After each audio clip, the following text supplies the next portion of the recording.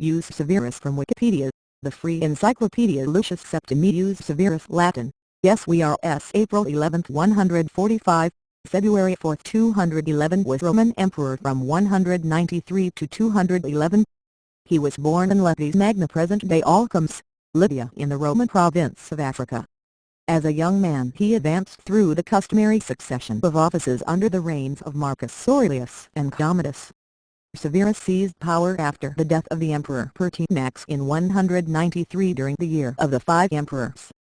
After deposing and killing the incumbent emperor Didius Julius, Severus fought his rival claimants, the Roman generals Pescennius Niger and Claudius Albinus. Niger was defeated in 194 at the Battle of Issus in Cilicia. Later that year Severus waged a short punitive campaign beyond the eastern frontier, annexing the kingdom of Osrhoene as a new province. Severus defeated Albinus 3 years later at the Battle of Lugdunum in Gaul.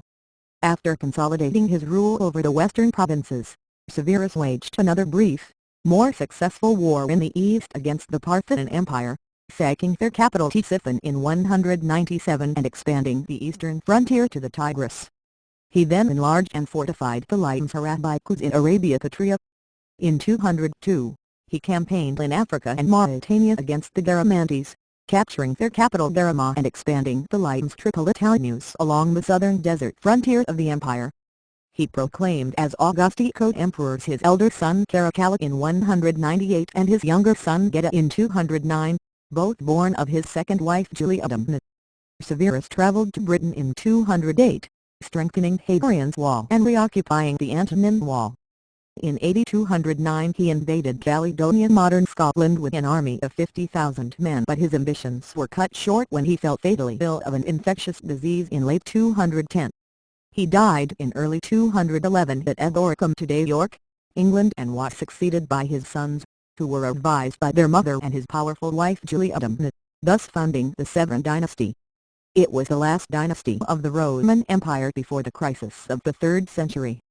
Early life, family and education. Born on April 11, 145 at Leptis Magna in present-day Libya as the son of Publius Septimius Geta and Fulvia, Septimius Severus came from a wealthy and distinguished family of equestrian rank. He had Italian-Roman ancestry on his mother's side, and was descended from Punic forebears on his father's side.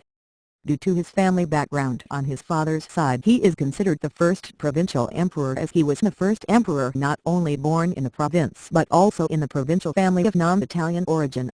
Severus' father, an obscure provincial, held no major political status, but he had two cousins, Publius Septimius Severus and Gaius Septimius Severus, who served as consuls under the Emperor Antoninus Pius r. 138161.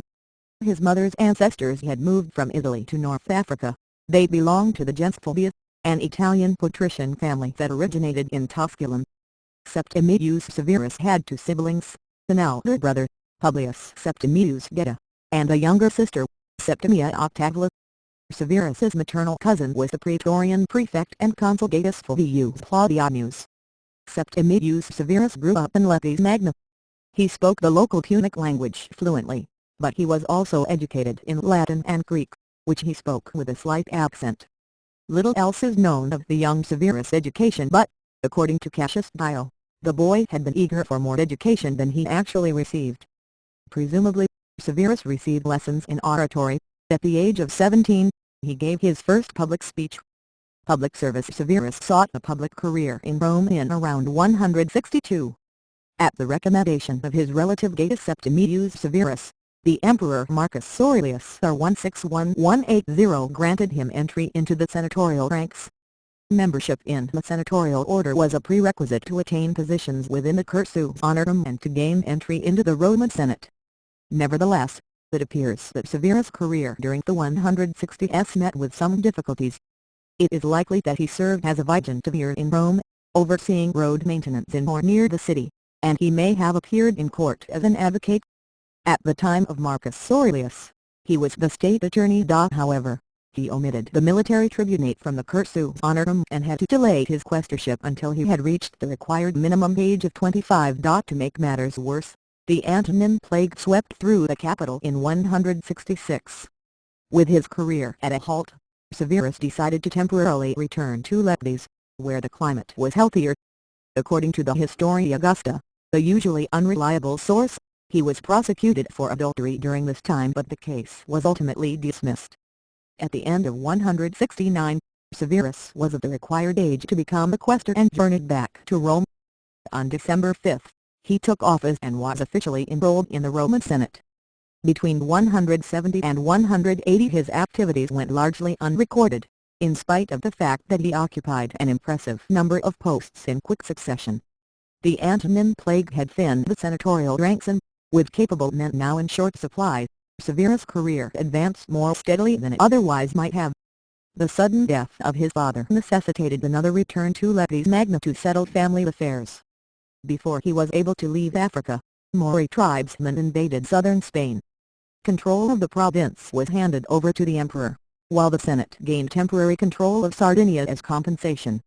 Thus, Septimius Severus spent the remainder of his second term as quaestor on the island of Sardinia. In 173, Severus' kinsman Gaius Septimius Severus was appointed proconsul of the province of Africa. The elder Severus chose his cousin as one of his two legati propraetor, the senior military appointment. Following the end of this term, Septimius Severus returned to Rome, taking up office as tribune of the plebs, the senior legislative position, with the distinction of being the candidatus of the emperor. Marriages. About 175, Septimius Severus, in his early 30s at the time, contracted his first marriage, to Pax Marciana, a woman from Leptis Magna. He probably met her during his tenure as legate under his uncle. Marciana's name suggests Punic or Libyan origin, but nothing else is known of her. Septimius Severus does not mention her in his autobiography, though he commemorated her with statues when he became emperor. The unreliable Historia Augusta claims that Marciana and Severus had 2 daughters, but no other attestation of them has survived. It appears that the marriage produced no surviving children, despite lasting for more than 10 years. Marciana died of natural causes around September 186. Severus, now in his 40s, childless and eager to remarry, began inquiring into the horoscopes of prospective brides. The Historia Augusta relates that he heard of a woman in Syria of whom it had been foretold that she would marry a king, and so Severus sought her as his wife. This woman was an Emessene Syrian named Julia.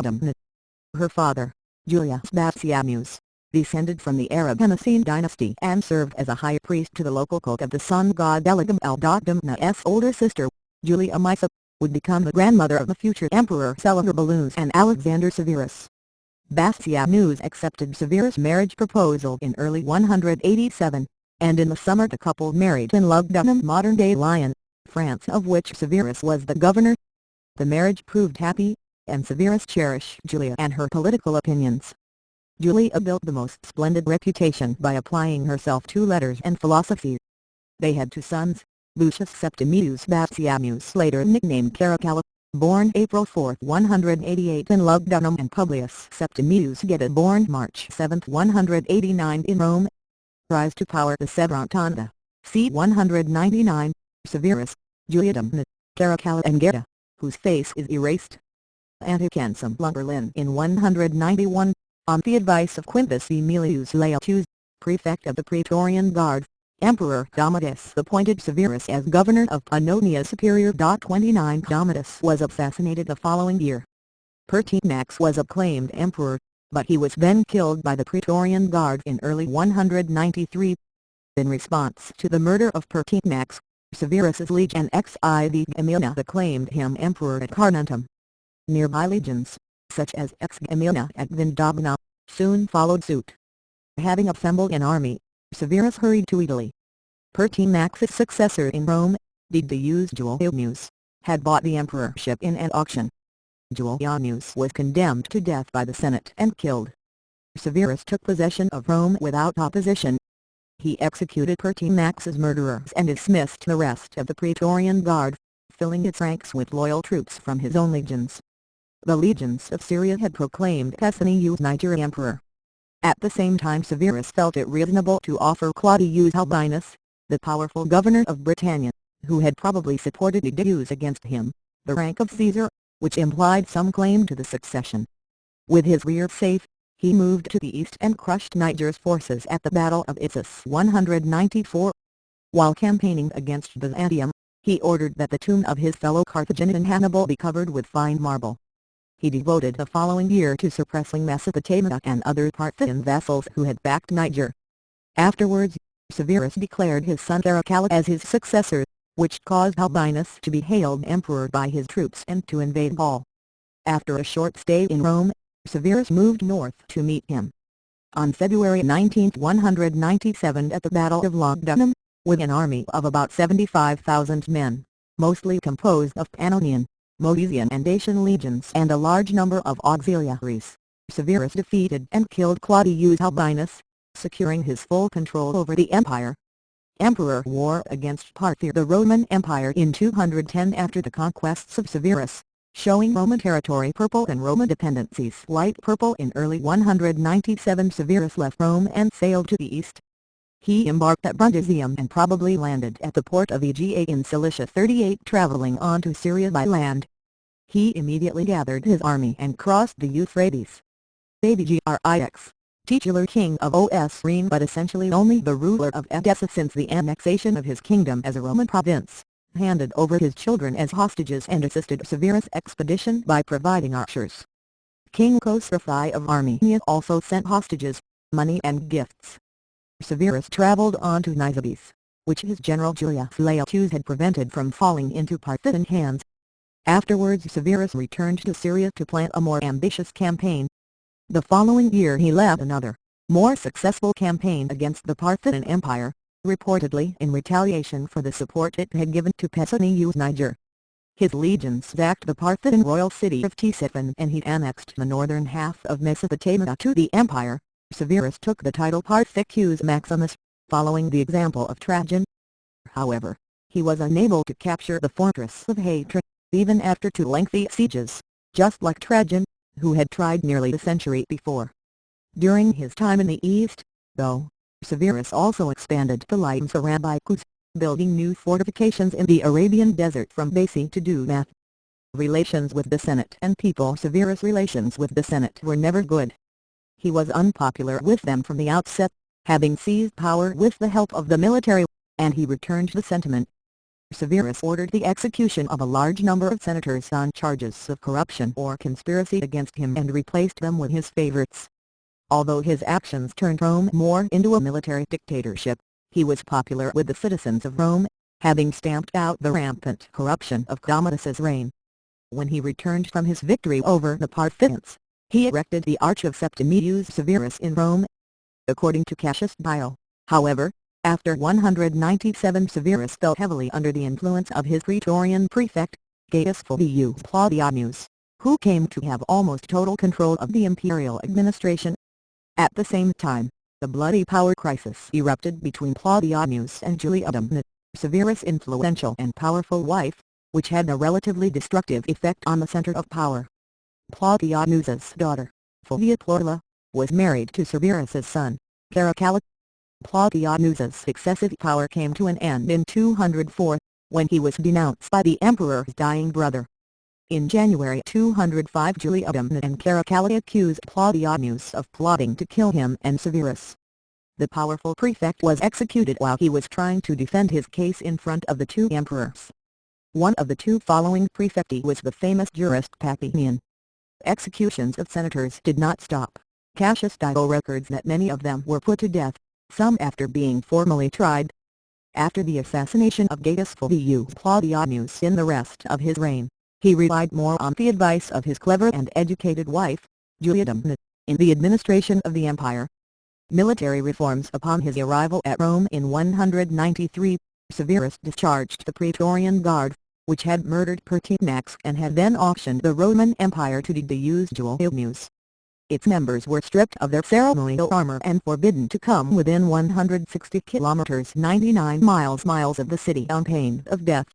Severus replaced the old guard with 10 new cohorts recruited from veterans of his Danubian legions. Around 197 he increased the number of legions from 30 to 33, with the introduction of the 3 new legions, I and III Parthica. He garrisoned Legio II Parthica at Albinum, only 20 kilometers 12 miles from Rome. He gave his soldiers a donative of 1,000 sesterces, 250 denarii each, and raised the annual wage for a soldier in the legions from 300 to 400 denarii. Severus was the first Roman emperor to station some of the imperial army in Italy. He realized that Rome needed a military central reserve with the capability to be sent anywhere. Reputed persecution of Christians at the beginning of Severus' reign, Trajan's policy toward the Christians was still in force. That is, Christians were only to be punished if they refused to worship the emperor and the gods, but they were not to be sought out. Therefore, persecution was inconsistent, local, and sporadic. Faced with internal dissidents and external threats, Severus felt the need to promote religious harmony by promoting syncretism. He, possibly, issued an edict that punished conversion to Judaism and Christianity. The number of persecutions of Christians occurred in the Roman Empire during his reign and are traditionally attributed to Severus by the early Christian community.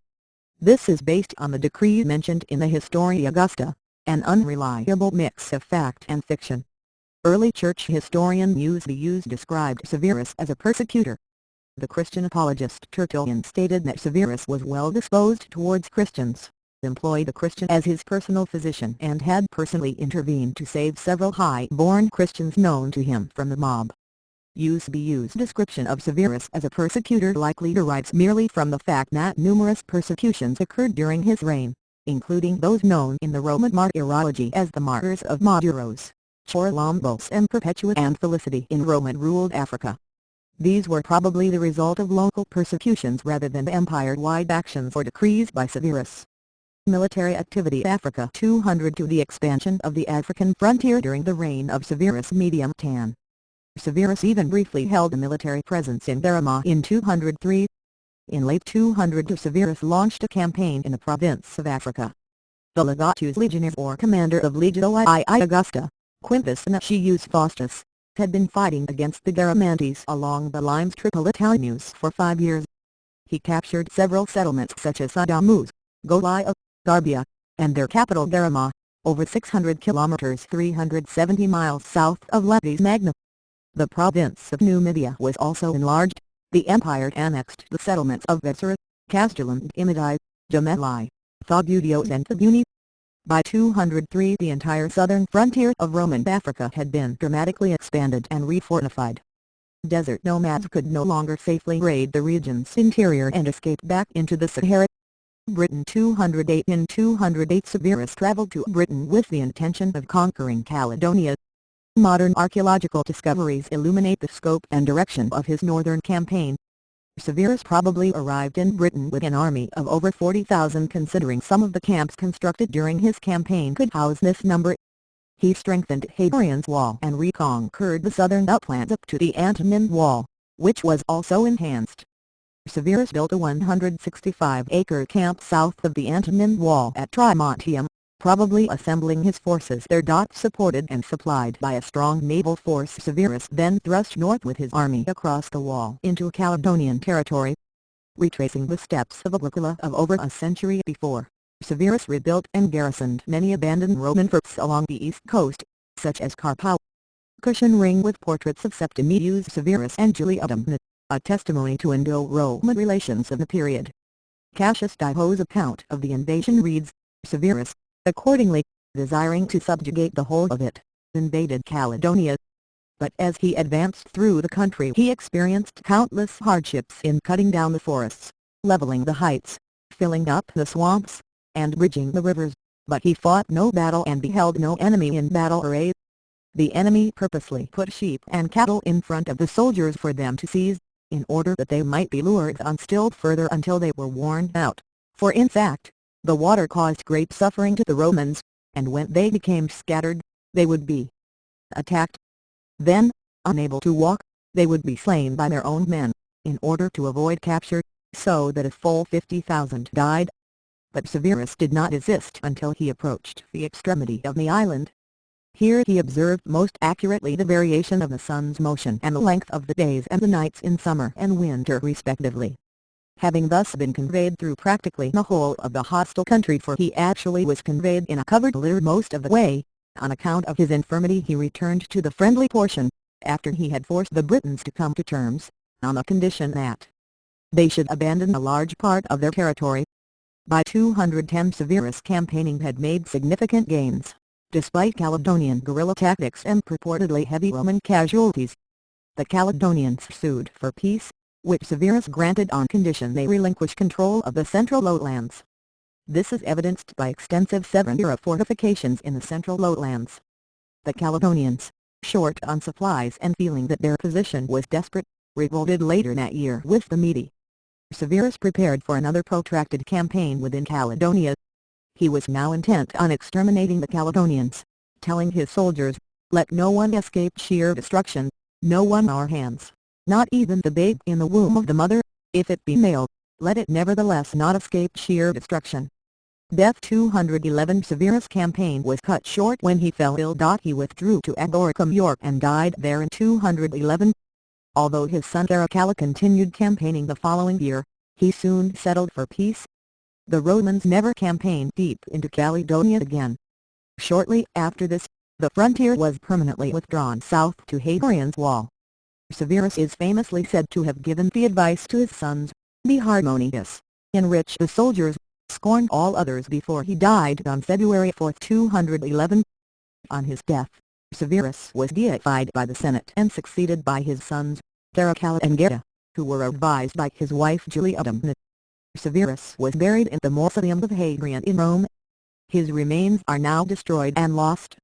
Assessment and legacy. Though his military expenditure was costly to the empire, Severus was a strong and able ruler.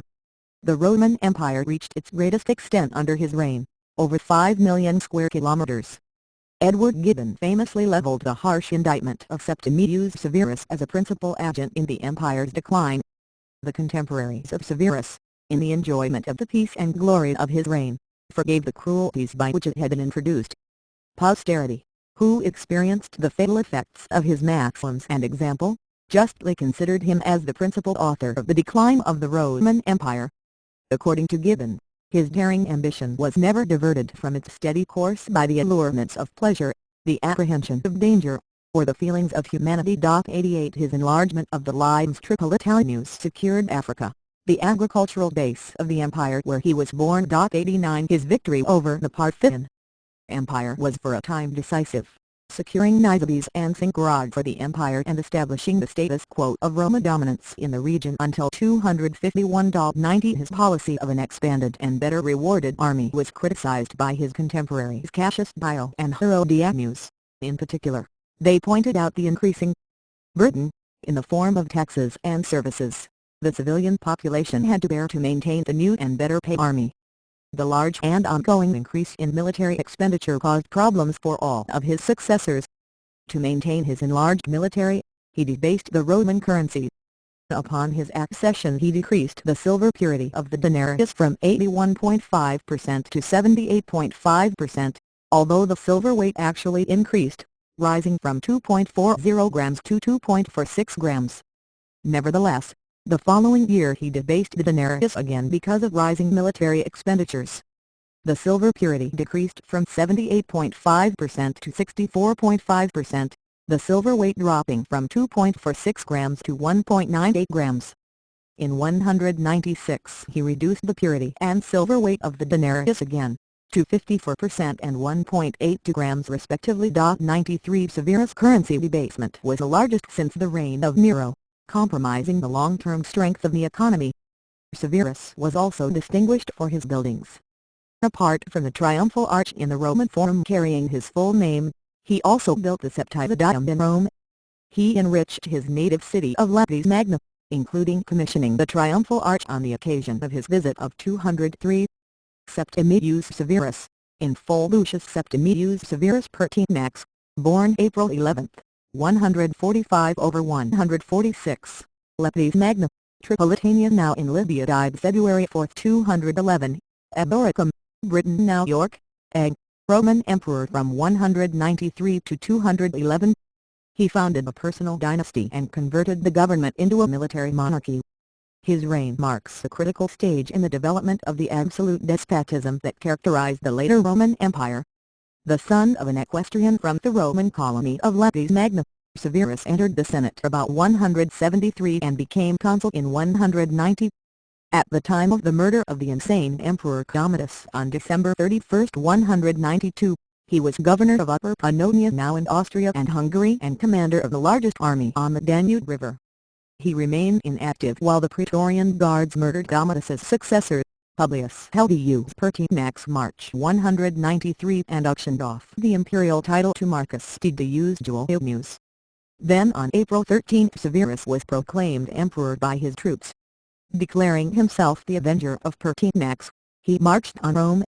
Julianus was murdered at Rome on June 1, and Severus entered the city without resistance several days later.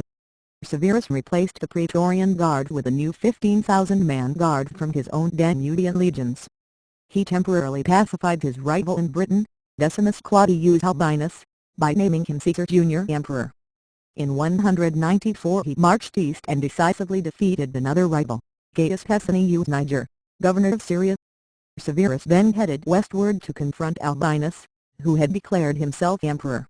Albinus committed suicide following his crushing defeat near Lugdunum now Lyon, France in February 197. Returning to Rome, Severus executed about 30 of Albinus's senatorial supporters. To justify his usurpation, he declared himself the adoptive son of the emperor Marcus Aurelius ruled 161–180 and claimed descent from the emperor Nerva ruled 96–98. He also named Caracalla, his son by his Syrian wife, Juliadum, as co-emperor and thus successor. Late in 197 Severus marched east to turn back an invasion of Mesopotamia now in Iraq by the Parthians, and 2 years later Mesopotamia was annexed to the empire. By 200 Severus was back in Rome, where he spent the next 6 years making major changes in the structure of the imperial government. Since his power rested on military might rather than constitutional sanction, he gave the army the dominant role in his state. He won the soldiers' support by increasing their pay and permitting them to marry. To prevent the rise of a powerful military rival, he reduced the number of legions under each general's control. At the same time Severus ignored the Senate, which declined rapidly in power, and he recruited his officials from the equestrian rather than the senatorial order. Many provincials and peasants received advancement, and the Italian aristocracy lost much of its former influence. Severus paid special attention to the administration of justice. The Italian courts outside Rome were removed from senatorial jurisdiction and put under the control of the Praetorian prefect. After the fall 205 of the emperor's favorite, the Praetorian prefect Gaius Fulvius Claudianus, the distinguished jurist Papinian became prefect. Severus also drew on the advice of the renowned jurist Lucian in making extensive reforms of the laws. Despite his donations to the urban poor and his extensive building campaign, Severus succeeded in maintaining a full treasury. In 208 Severus, accompanied by Caracalla and his younger son, Geta, led an army to Britain to subdue the parts of the island not under Roman rule. Severus succumbed to disease at Eboracum. With the exception of the rule of Marcus Aurelius Macrinus 217–218, Severus's descendants remained in power until 235.